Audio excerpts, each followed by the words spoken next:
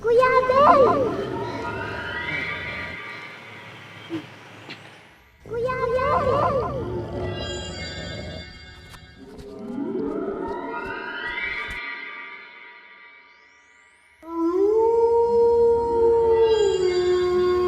Kuya Abel! Kuya Abel! Ama, muntikan na akong maabutan ng lobong yun. Buti na lang nakagising agad ako.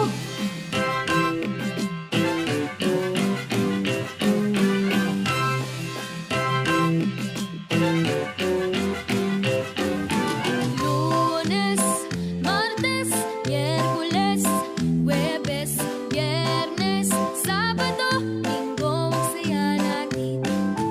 Araw na hinihintay nating mga kabataan. Araw na kay saya, araw ng pagsamba. Bangon na, gilas na, tayo'y maghanda na. Halika na, tara na, tayo'y sasamba. Ihanda ang puso, ang damdaming masaya. Hihintay ang Ama sa ating pagsamba. Pasalamatan natin ang Ama. Natanggap niya ang ating pagsamba.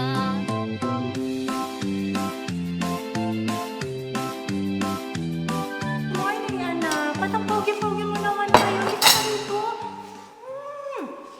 Mama, di na po ako bata. Ba't ilang taong ka na ba? 11 po. Oh, sige. Umupo ka na. Yan ang nanay ko. Medyo makulit din, pero mapagmahal. Sa kanya nga ata nagmana ng kakulitan ang aking kapatid na si...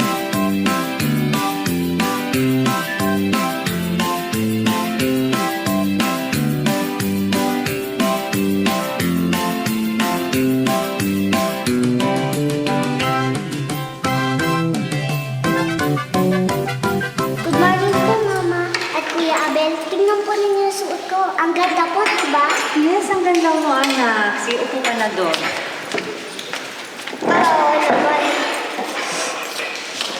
Maganda, pero magsamba yung pupuntahan natin. After nun, ang aktibidad sa PMK. Opo, Kuya. Morning, Abel. Morning, Nak. Morning, Mahal. Alam nyo, malaking tulong sa inyo ang aktibidad ng PNK. Makwento ko nga, nung kabataan ko, ibinilin sa akin ni nanay ang niluluto niyang kanin dahil may kailangan siyang bilhin sa kabilang bahay na medyo malayo din sa aming tahanan. Habang naglalaro ako, bigla ko na lang nakita ang malaking apoy sa loob ng bahay namin. Ay! Nasusunog yung bahay! Mga kabit... Ay! Tulong! At dahil sa takot ko, tumakbo ako para humingi ng tulong. At pagbalik namin, luto na yung ulam. Dari naman eh. Hindi, ganito. Pagbalik namin, sunog na yung bahay namin. Alam naman ninyo, yung daddy niya may pagkataranta. Nagsalita ang hindi. E naalala mo ba, nung kabataan natin, nung hinabol ka ng baboy damo, Oh. kulang na lang. Tawagin mong bungangkan mo para tulungan kanila. Siyempre.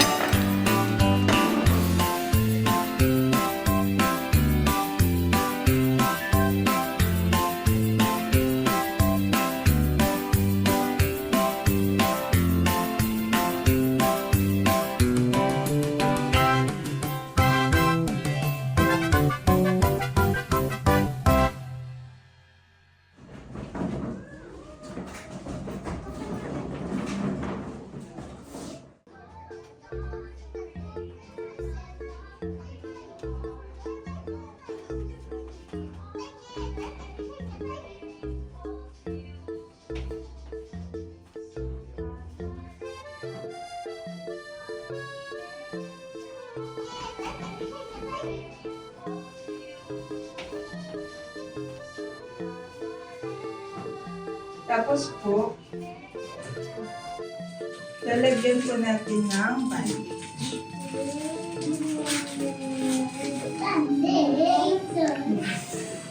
Ito po yung normal po na bandage. Pag bibili po kayo ng first aid kit, meron na po itong kasama na po itong bandage.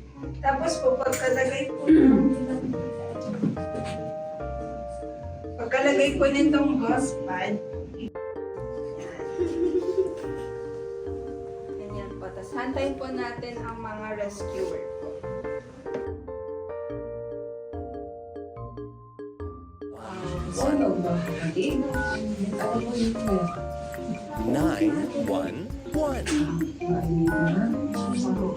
Yung isa mainit, di ba? Yun yung nakikita natin kapag very good na niluluto. Yan, sa bali na ang apoy. Sino pang may idea? Diba, pwede sa candle or sa kandila or sa lighter, di ba? Kasi yung mga bata,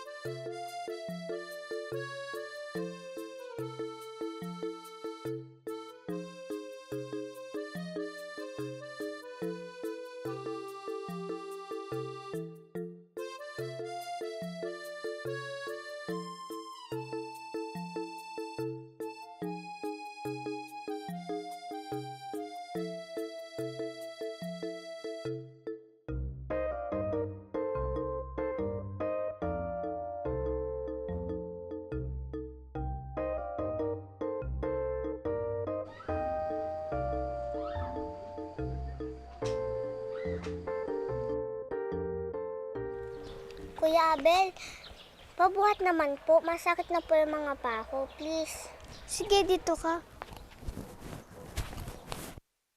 Kuya Abel, gusto ko po, paglaki ko po, gusto ko po maging nurse.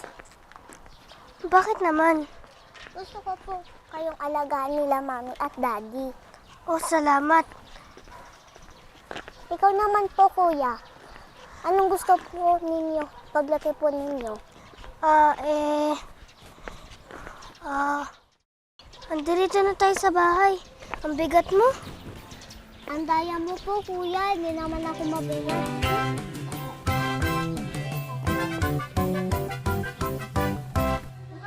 Mga anak, mukhang pagod na pagod kayo.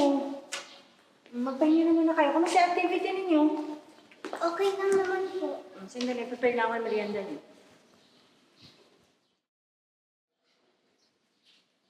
Mga anak! Mahal! Oh, ano kasi mo? Siyempre, sino naman ang hindi masisiyahan? Na-approve na yung car loan natin. Magka-camping na tayo! Camping? Oo, mga anak. Matagal ng plano yun ng daddy ninyo. Plano pa lang din naman yun, mga anak. Hindi ko nga kung ano pa ang dadat. Hindi halata.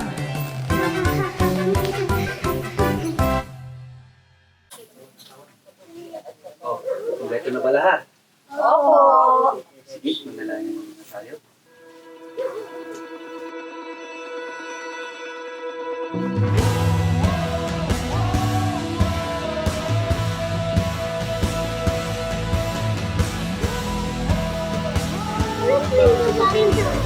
Wala naman. Dahan-dahan. Malayos pa.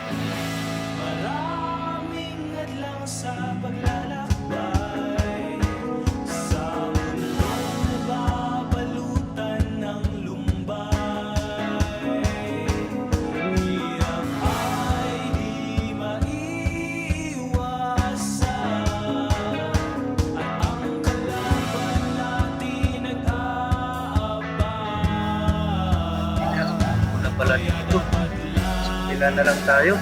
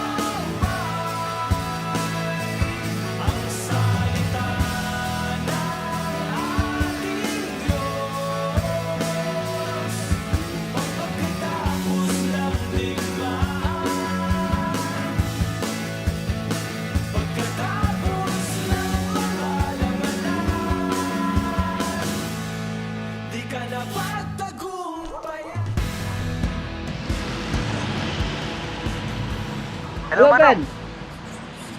Hello Manong. Adatoy kamin. Anya nga site. Sightsee Manong. Madayo kami kadagay turista. Nagaduda gamin. Site C. Hala, abay nga naman kayo dito. Delikado dito, umikot kayo dito. Hello? Amo yung nga dito gumalgala dito nga managdakas nga tao. Hello? Hello. Hello? Hello, Ben. Hello. Sus. Hello, Ben.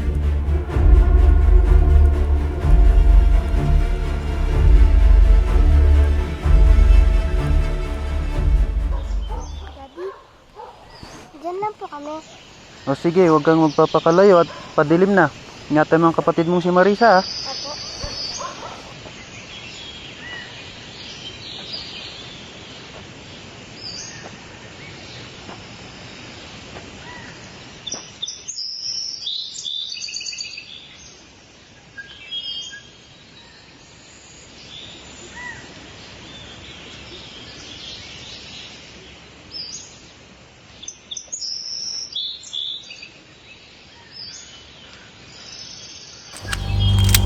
Gagaraw!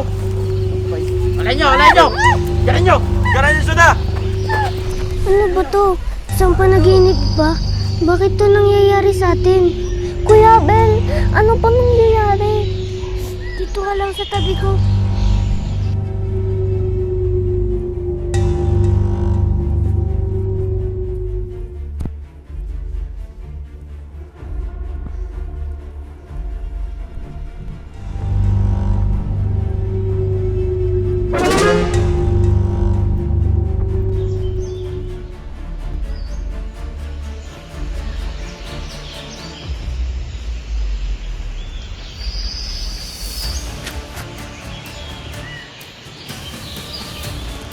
Buti na lang nakuha ko ng cellphone nila mami at daddy.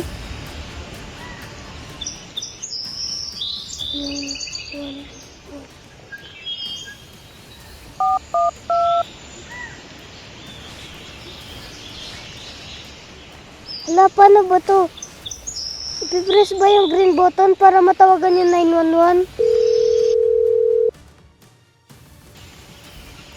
911, what's your emergency? Tulungan niyo po kami, kinidnap po na. Okay, ano ba kung nasaan lugar kayo? Kanina. Sagutin mo na mahinangin ng mga tanong ko. Sa kamsi po.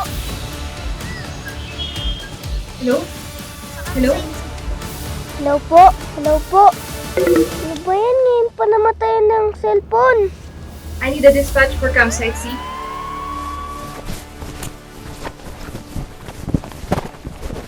Kuya Bel, ano po nangyari? Nalubat agad yung cellphone. Paano na yan?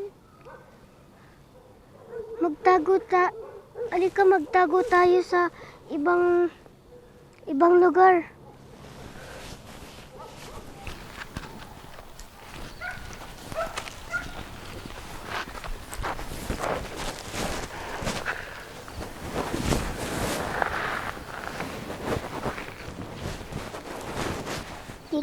Dito na muna tayo, Marisa.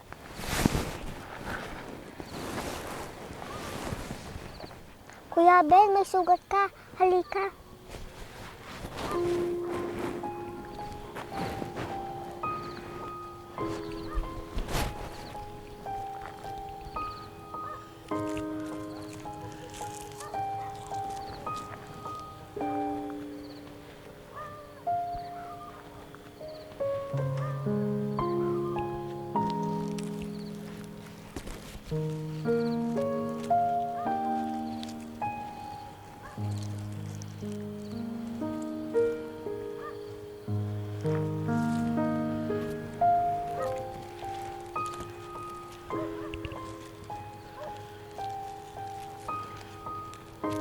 Salamat, Marisa. Huwag ka mag-alala. Andito lang ang kuya. At ang Diyos may awa din sa atin.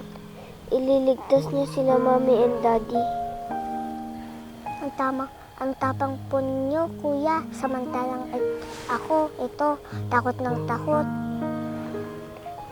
Ang totoo nga niyan,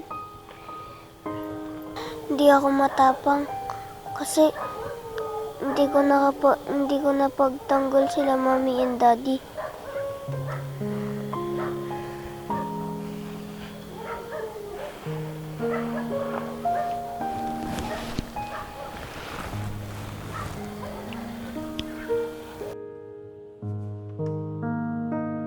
Kuya Ben! Kuya Ben! Kuya Ben!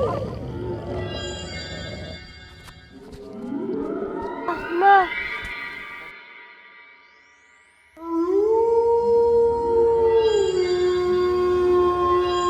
Kuya Ben! Kuya Ben! Kuya Ben! Kuya Ben! Nananaginip ka. Gutom na ako, kuya. Kamusta na kaya sila, mami at daddy? Miss ko na sila, kuya. Tara, punta tayo doon. Maglakad-lakad muna tayo. Bakit nangyayari sa atin ito? Mga anak natin, hindi ko alam kung nasaan mga anak natin. Hanggang dito lang ba tayo? Mamamatay na ba tayo? Bakit ito ang pagsubok sa atin? Hindi ko kaya.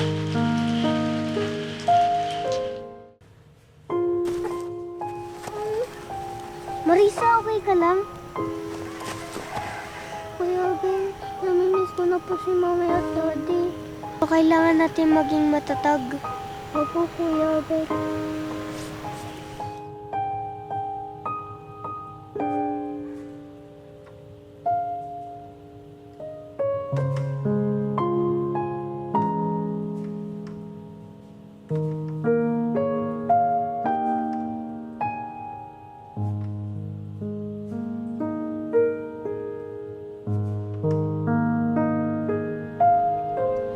Sa pagpatak ng mga luha, dahil sa aking Ano po na makapangyarihan mo po sa lahat?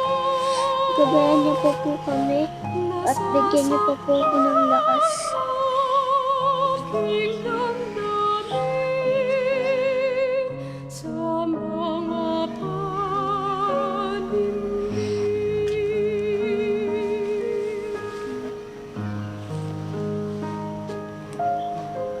Bakit nangyayari sa atin ito? Mahal, ang nakakalimutan mo. Iglesia ni Cristo tayo. Maraming paraan upang tayo tugutin ng Ama. At lagi mong tatandaan, ano man ang mangyari, iisa lang ang pananampalataya natin. Magsasama tayong lahat sa bayang banal na ipinangako ng ating Panginoong Diyos.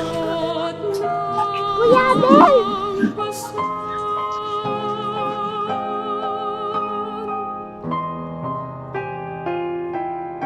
In today's local news, a family has gone missing in a campsite in Benguet yesterday. According to the police report, the family of four, two parents, a boy 11 years old and a girl 8 years old, was last seen in a campsite in Benguet. Mahigit isang araw nang nawawala ang isang pamilya sa isang campsite ng Benguet. Nagpaumanhin naman ang mga opisyal ng probinsya sa hindi agad pag-abiso ng impormasyong ito sa publiko.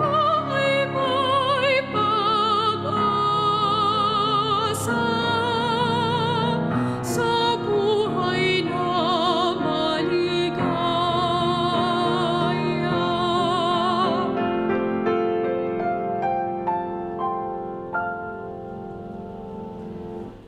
Kaluluwa ko na may hapis, Ba't niyo ginagawa ito sa amin? Manahimik ka. Parating na ang boss namin. Bossing, andito na po sila. Ben. Iyan? Iyan? Ikaw ba may pakanan nito? Malamang. Kinuha mo ang posisyon ko. Para lang dun? Nagagawa mo ang mga bagay na ganito? Malamang. Pera.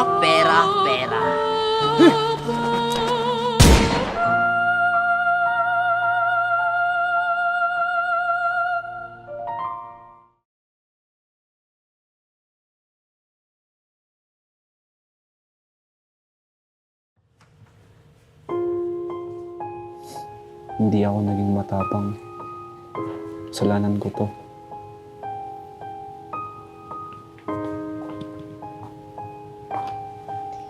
Hindi mo naging kasalanan, kuya.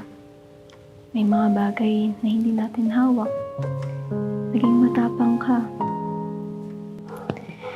Nang dahil sa'yo, nabuhay tayo. Nang dahil sa'yo, nandito ako ngayon. Kahit kailan hindi ako naging matapang. Panginoong Diyos lang nagbibigay sa akin ng tapang. Alam kong lahat ng ito ay may dahilan, Kuya Abel. Walang matuwid na anak na pinabayaan ng ating Panginoong Diyos. At nang dahil sa pagsamba natin sa kabataan, nahubog tayo na may takot paniniwala sa ating Panginoong Diyos. Tama ka, Kuya. Hindi ba natanong mo sa akin noon, Marisa, kung anong pangarap kong maging paglaki natin? Oo nga, Kuya. Ano nga ba? Ang paglingkuran natin Panginoong Diyos, maging isang ministro. Tanda mo ba, Kuya, yung binanggit mo sa akin noon? Na tutulungan mo ako makapagtapos ng pag-aaral? Basta akong bahala sa'yo. At dahil sa mga nangyari sa atin nila, Mami at Daddy, ako naman ang bahala sa'yo, Kuya. Salamat, Marisa. Tara, punta na tayo kay Mami at Daddy. Tara. Opo, nabuhay ang aking mga magulang matapos ang mga pangyayari na sumubok sa aming pananampalataya at pag-ibig sa Ama. Bagamat nagkaroon ng trauma si tatay, nanatiling nasa tabi pa din si nanay para kay tatay. At si Kuya Abel, matapang tinanggap ang matagal na niyang gustong gawin, ang paglingkuran ka, Ama, sa paglusong sa ministeryo.